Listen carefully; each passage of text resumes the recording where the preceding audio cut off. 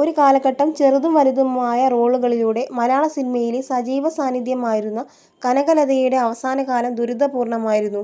ഓർമ്മകൾ നഷ്ടപ്പെട്ടു. ഭക്ഷണം കഴിക്കാൻ പോലും മറന്നു. ഇഷ്ടമുള്ള പാട്ട് കേൾക്കുമ്പോൾ മാത്രമാണ് ചുണ്ടിലൊരു മന്ദഹാസം. പിന്നെ ശൂന്യതയിലേക്ക് നോക്കിയിരിക്കും.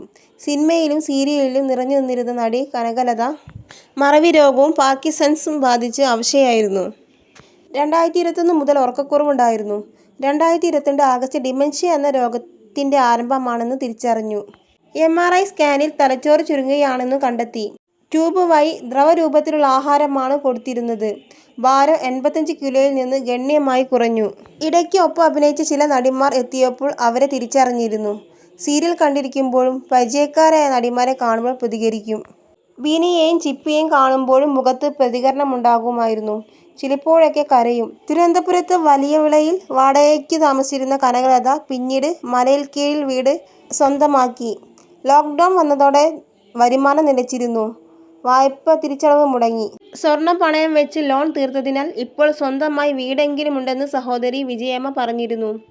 34 വർഷമായി കനകലതയ്ക്ക് ഒപ്പമാണിവർ. സഹോദരപുത്രൻ അനൂപും കുടുംബവും സഹായത്തിനുണ്ട്. പൂക്കാലം എന്ന ചിത്രത്തിലാണ് അവസാനം പ്രത്യക്ഷപ്പെട്ടത്. അമ്മ സംഘടനയുടെ ഇൻഷുറൻസ് ഉണ്ടായിരുന്നു. മാസം 5000 രൂപ കൈനീട്ടമായി ലഭിച്ചിരുന്നു.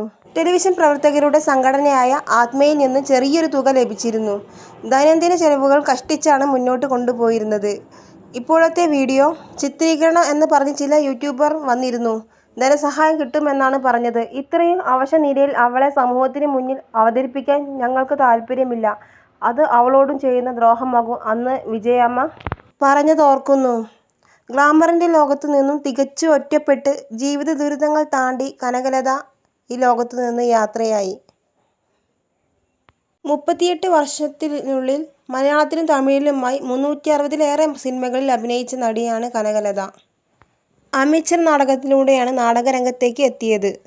ചില്ല് എന്ന സിനിമയിലൂടെയാണ് താരത്തെ വെള്ളിത്തിര കണ്ടത്.